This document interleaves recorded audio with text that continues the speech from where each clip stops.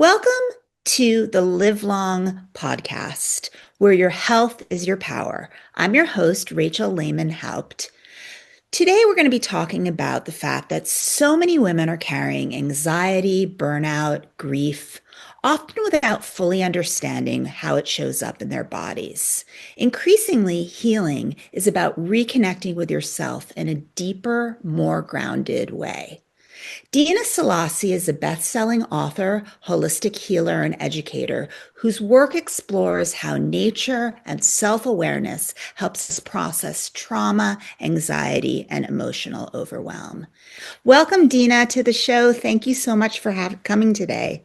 Oh, thanks, Rachel. I am so excited to be a part of this summit and to be here with you today. We are so happy to have you part of it. So, you talk a lot about emotional numbness and sort of overfunctioning as symptoms of chronic stress in women. And I wanted to know if we could just kick it off with explaining what that means. Yeah, well, okay, so I began my practice as a national board certified health and wellness coach about a decade ago. And I think most of us are familiar with that certification because it comes from the medical board, the Board of Medical Examiners. And it's because doctors don't always have a lot of time to talk with their clients about what holds them back from healing. And sometimes we can give them all of the best recommendations, even the best care. But oftentimes we see, especially with chronic complex illnesses, that we don't see the healing happening quick enough. So, I can just give an example of one such woman that I worked with that was a really profound change. She was a woman who was suffering from MS, that she couldn't get out of bed most days. And she was doing all of the right medical stuff, all of the right diet, and she just wasn't progressing along. So, a health coach actually turned her over to me to work with. And by the end of working together after 3 months, we had gotten to the root of her emotional challenges that were holding her back from healing. And by the end of 3 months, she was out of bed every day. She started working for a nonprofit. Like she couldn't go back to her full-time job. That was a little too much. But she started working for a nonprofit and she basically healed. And so, like when I say healed, what I mean by healing is taking all of the necessary steps to work towards well-being for the rest of our lives, right?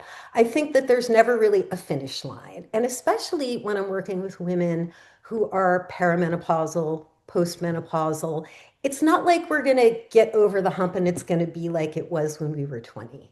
We're never going to get that back. So we always need to find the new marker that's going to carry us forward with resilience. And so, one of the things that I think is really pretty much a commonly held belief, especially with holistic medicine, is that the more we can work with our internal experience, the more we can work with our emotions, then the better we are to help ourselves to heal and to find the right practitioners who are going to help us. In your work, you talk a lot about bringing in nature as part of healing. And how does nature have such a powerful effect on our emotional state? So that's a really great question. And for me, it's not even a question, if that makes sense. I survived childhood sexual trauma. And one of my pivotal moments of healing when I was really quite young, about 19 or 20, was when I could go out into nature. And for me, it was this piece of land in New Jersey that was basically like a hiking trail. And I could go there by myself. And that is when I felt the most at ease. And then many years later, when I started working with women who were trauma survivors, I would always ask that reflective question, well, when do you feel the safest? When do you feel the most at ease? And the answer is always, always, always when I'm in nature, when I'm, watching the sunset, when I'm feeding the birds, when I'm, with my dog, even. Like we know now that that triggers, endorphins. And so, I researched this. I looked into this more deeply. And what I keep coming back to is that this isn't new information. This is ancient awareness, right? It comes from indigenous cultures. It can be considered like shamanistic practices, but really what that means is to recognize that all of the natural world, so that's the trees, the animals, the flowers, as alive, sacred, and interrelated. So again, this is centuries old wisdom. It isn't anything new. And honestly, for most other cultures in the world, that aren't, English speaking, let's say, which is most of the world, they still abide by this and they're healthier for it. I mean, we can look at like the blue zones, right? Like we're all kind of familiar with the blue zones theory. There's like, 6 pockets of places in the world where they're seeing the longest life expectancy. And one of the things that this points to is dedicated time spent in nature every day. And then another thing that I also feel is super significant is a connection with community, right? That we know now that it's really hard for people to heal physiologically as well as emotionally when they're in isolation.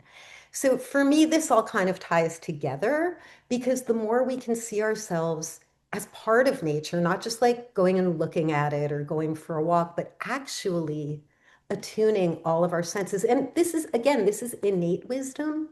So what I like to try to guide people to do is to just remember, it's not about we're starting fresh. It's about integrating small practices that feel right is the thing that once they Well, feel right, they support we're going us. to talk about some of those small practices, but while we're on the topic of nature, you've written a book about flowers, the art of flower therapy, and it seems to me that flowers are specifically supportive of healing, and I wish you could talk a little bit about that. Yeah, so aside from the fact that, when you look all around, like everywhere in the space you're in right now, you'll see a flower motif pretty much on everything, like on design, right? And why? Why do we use flowers? I mean, yes, we can almost all say that when we're looking at a flower, when we're smelling at a flower, when we get presented with a bouquet on a special occasion, it makes us feel good.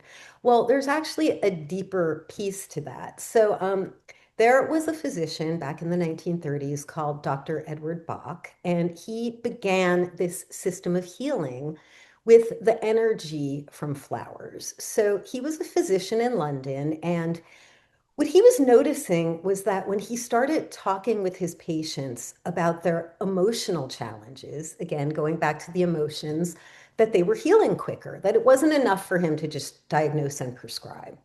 So he started doing this more and more. And then he realized that he could catalyze, and again, this was ancient wisdom that he got from like old texts, that he could catalyze the energetic properties of specific flowering plants. And he actually made tinctures, remedies from them, and started giving them to his clients based on what he deemed 31 specific emotional states. And when he started prescribing them with these little flower essences that they were taking internally, which are sort of akin to homeopathy, he was noticing that his patients were healing at a quicker rate. So I became enchanted with this system when I was about 19. I found his book in a used bookstore and I started using it on myself. And then when I became a young mother, I started using it on my family. And then about 12 years ago, I started using it with my coaching clients. And lo and behold, it's like it doesn't matter if you believe in it or not. Like I've used it on small children. Um, it's an energetic resource. So again, like when we look at nature, everything in nature as just pure energy, which physics looks at it that way, then we can start to understand how we as humans can attune to the different energetic properties and use it for healing. So that's how the flower remedies are used. Wow. Well, thank you for that explanation. I mean, it seems in the modern world, we're spending so much time. I mean, you and I are looking at each other on computers, on a Zoom call. We spend so much time looking at our phones that we are disconnected from nature in many ways, those who live in cities.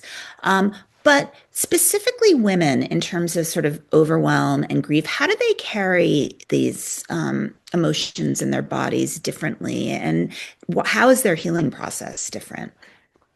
I mean, I think that that points to, not to get too political here, but the systemic sexism that we're all dealing with being born into female bodies. I mean, when you look at the statistics of sexual trauma, which I've studied very much, it's harrowing. It really is. I mean, almost every single woman I know has been a victim of sexual trauma, or at the very least, emotional sexual abuse, right? Just, being catcalled. I mean, that's like on the lower end of the spectrum. But just that it makes it harder as a woman to feel safe in your body, in the world. And so there is sort of this kind of this inherent sense of lack of safety, right? So, and then when we talk about menopause, and I'm postmenopausal, by the way. I was going to ask you about specifically about menopause. Yeah, yeah. Okay, so then because of the hormone imbalances, we just get like beaten over the head with all of these triggered emotions, right? I mean, I hear all the time about depression, like just this is my third stage of life and I don't know what to do. I don't feel validated. I don't feel whole. Anxiety is a huge one for many, many women. And so this is where, again, the correlation with the connection with nature comes in because science has now studied it enough. I mean, there's many papers the National Library of Medicine has published on the effects of neurology when we go out into nature. I mean, we've known for a long time, or we've talked about for a long time about mindfulness practices like meditation. And the thing that's great is that when we're in nature, it's like instant meditation because you not only does your heart rate slower, your breathing relax, but you become focused on watching a butterfly or watching a sunset. And how many of us have had that experience where we're not spinning out then, right? We're relaxed. And this Awe, awe. actually, There's been a lot of research around the awe. science of awe. Thank you, Dr. Keltner at UC Berkeley wrote a book, The Science The of Greater Awe. Good Science Center, which is also one of our sponsors of our concert, of our Thank you. conference. That is so exciting. Because it's true. And that goes right. Like we've been studying this for so long.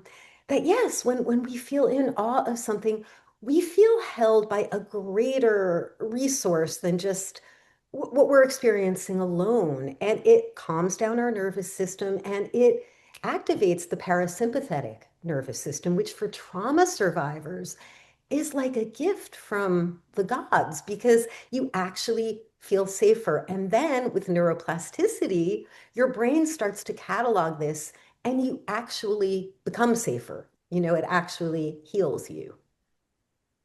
And also talk a little bit more about, the experience in midlife and women in general, in terms of sexism. I mean, or also ageism. I mean, is there an impact on women's psychology that, increases stress or worry or anxiety? Same thing. Absolutely. I can't remember what it was, but I was just reading a study that was talking about how third stage of life women, which that's like post-menopause, oftentimes feel devalidated, erased, invisible. And, they just don't know where to go with that. So, one of the things what I talked about at the beginning was community, right? Finding community is so vitally important. And I would say, even third stage of life, more than ever. And so, yeah, I always encourage people to meet with community, preferably in person. I mean, I know that's not always possible, but I do find that there's a resource there that we're kind of losing the thread of, because like you said, we're on, we're on our phones, we're on our computers all the time, but there is something that is so validating and healing about being in community with other people in the flesh. We're even just exchanging ideas. It's not even that you have to be talking about deep, heavy things. You could just be talking about, you know, what it is you did that day that makes you feel joyful. And then you're getting these like aha moments that are being exchanged.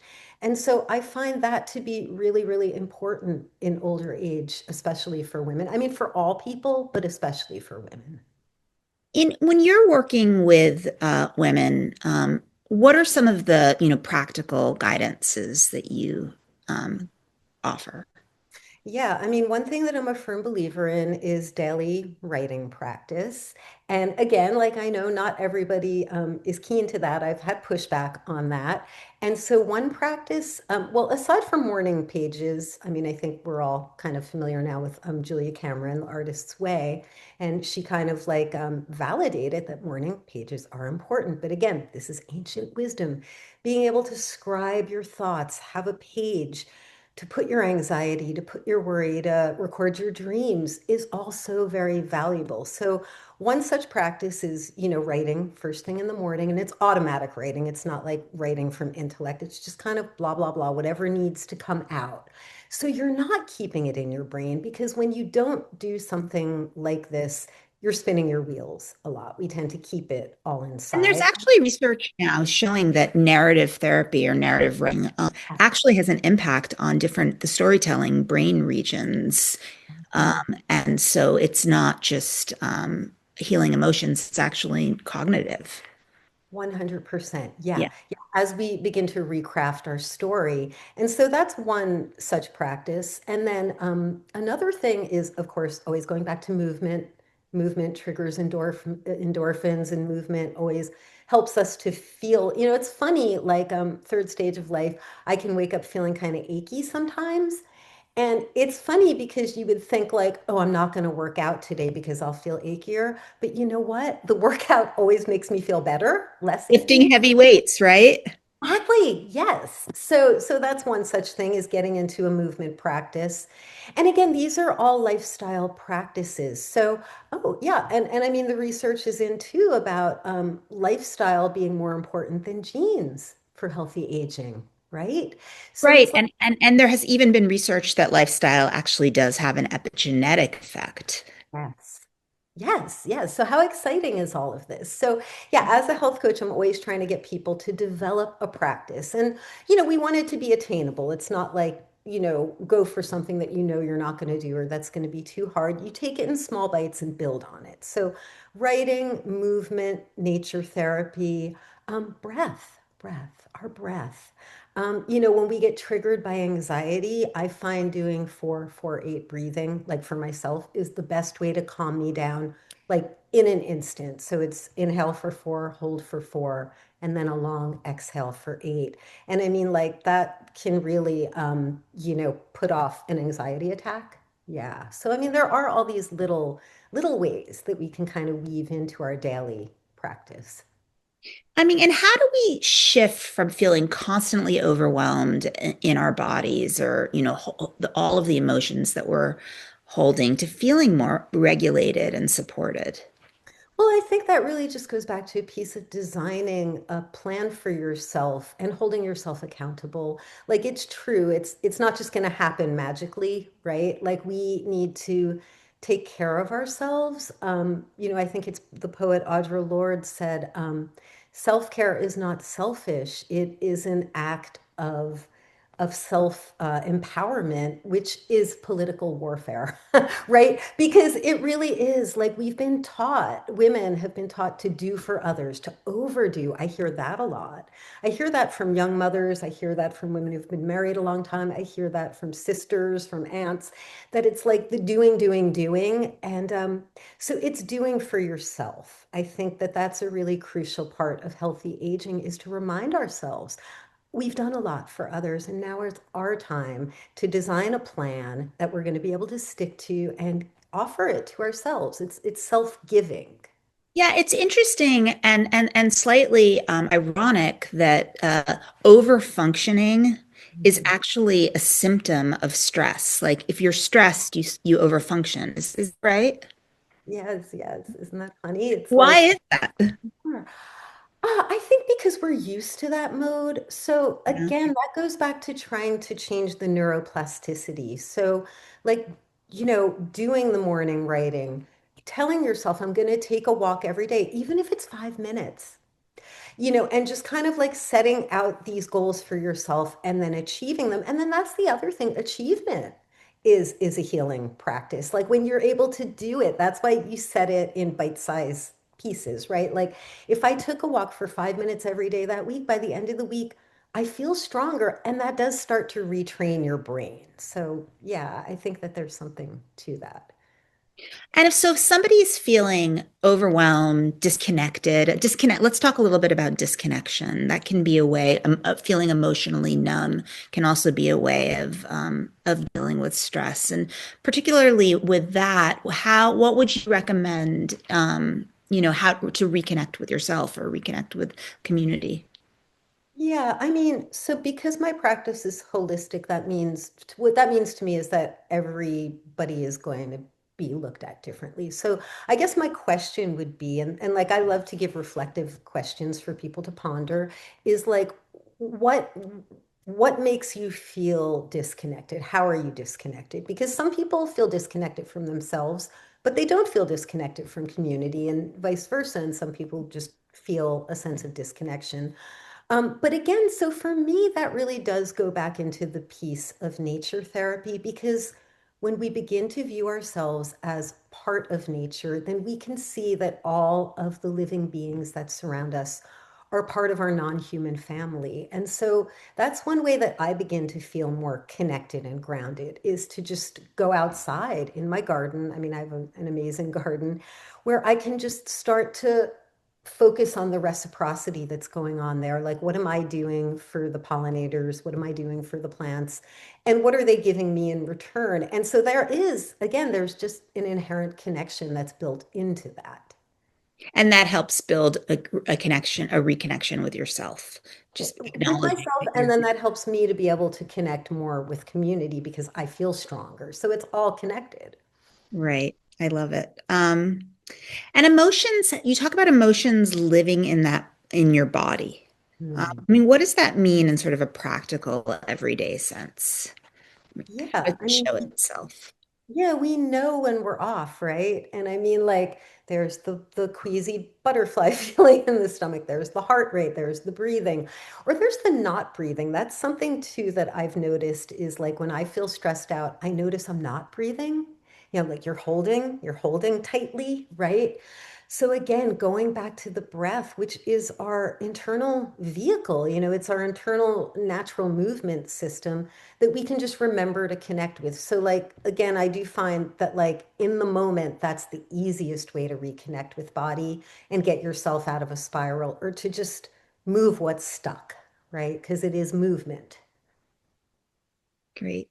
Well, Dina, thank you so much for joining on the podcast today. And so thank you again for your sponsorship and your generous support. Oh, thank you as well, and for your wonderful work in the world, Rachel. Yeah, of course.